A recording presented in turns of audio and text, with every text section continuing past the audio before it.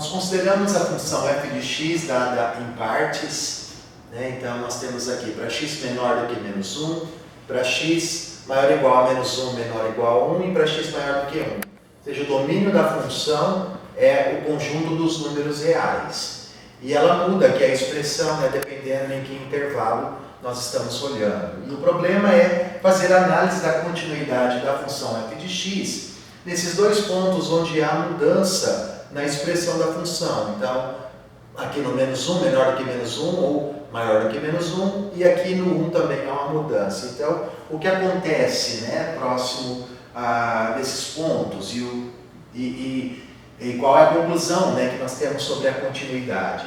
Então, vamos começar olhando para o x igual a menos 1 e aplicar a definição, né, que nós temos para a continuidade no ponto. Então, a gente sabe que f de x é contínua em x igual a menos 1 se existe o limite de f de x quando x tende a menos 1. Não somente isso, né? Não somente existe esse limite, mas também isso é igual à imagem da função no menos 1, que nós podemos calcular. Então, x igual a menos 1 está aqui, neste intervalo, e portanto a gente precisa considerar esta expressão. Então, vai ficar menos 1 ao quadrado mais 1. Então, nós temos menos 1 mais 1, que é 0. Portanto, nós precisamos olhar para o limite da f de x, aqui quando x tende a menos 1, e ver se isso é 0. Como há uma mudança na expressão da função, antes do menos 1 e depois do menos 1, para calcular o limite, né, de f de x quando x tende a menos 1, nós precisamos olhar para os limites laterais. Então, nós vamos olhar para o limite de f de x quando x tende a menos 1 pela esquerda, seja próximos de menos 1, mas valores menores do que menos 1, e o limite de f de x quando x tende a menos 1 pela direita.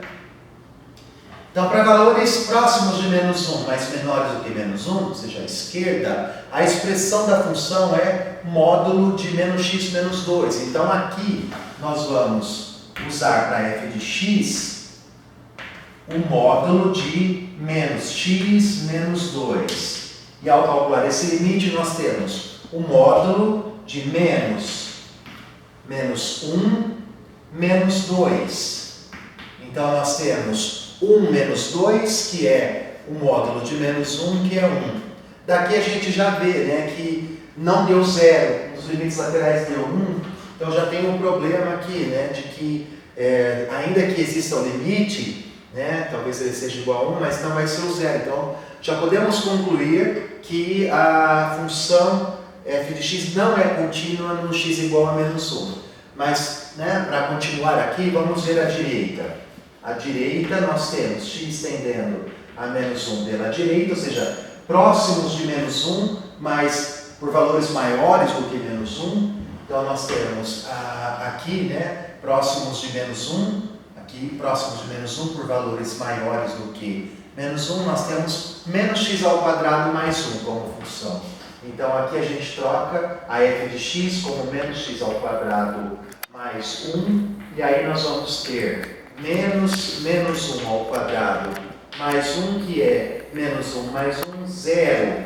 Observamos o seguinte, que os limites laterais, eles são distintos, eles são diferentes. Então, como os limites laterais são diferentes, nós concluímos que não existe o limite de f de x quando x tende a menos 1.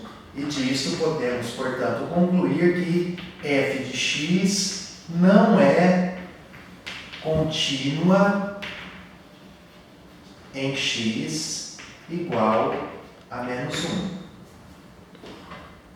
De modo análogo, nós procedemos agora para analisar o limite da f de x, analisar a continuidade da f de x em x igual a 1.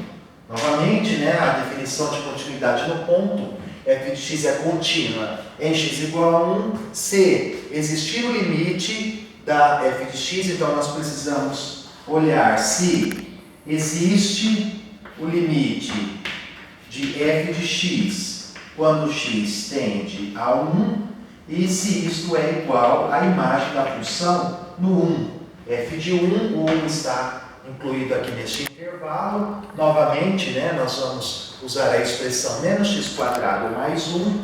E aí nós temos menos 1 ao quadrado mais 1, que é 0. Precisamos olhar para o limite e ver se esse limite da f de x quando x tende a 1 é igual a 0.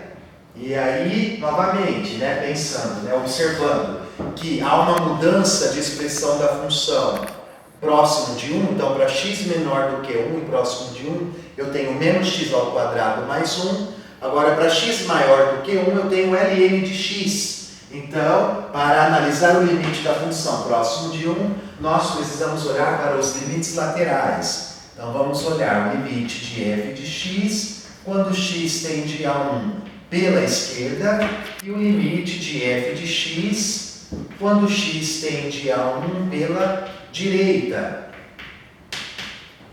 E aí fica assim, né? Nós temos limite de x tendendo a 1 pela esquerda, f de x. f de x quem é? Quando x tende a 1 por valores menores do que 1.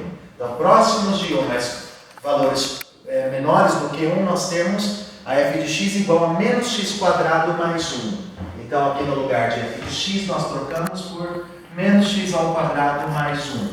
E ao calcular esse limite no 1, vai ficar menos 1 ao quadrado mais 1, que é 0. Então, por enquanto, está indo bem, né?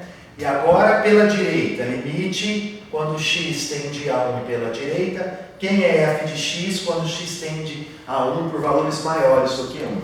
Então, próximos de 1, mas maiores do que 1, nós temos que a f de x é igual ao ln de x. Então, nós trocamos f de x por ln de x, e aí nós temos o ln de 1, que é 0. Agora, os limites laterais são iguais, eles coincidem, portanto, existe o limite de f de x quando x tende a 1 e ele é igual a 0, porque os limites laterais coincidem, existem e coincidem, né, são iguais a 0, e isso também é a imagem do 1 que nós já tínhamos calculado. A conclusão aqui é que f de x é contínua em x igual a 1. Portanto, fica analisada a continuidade da f de x no menos 1 e no 1.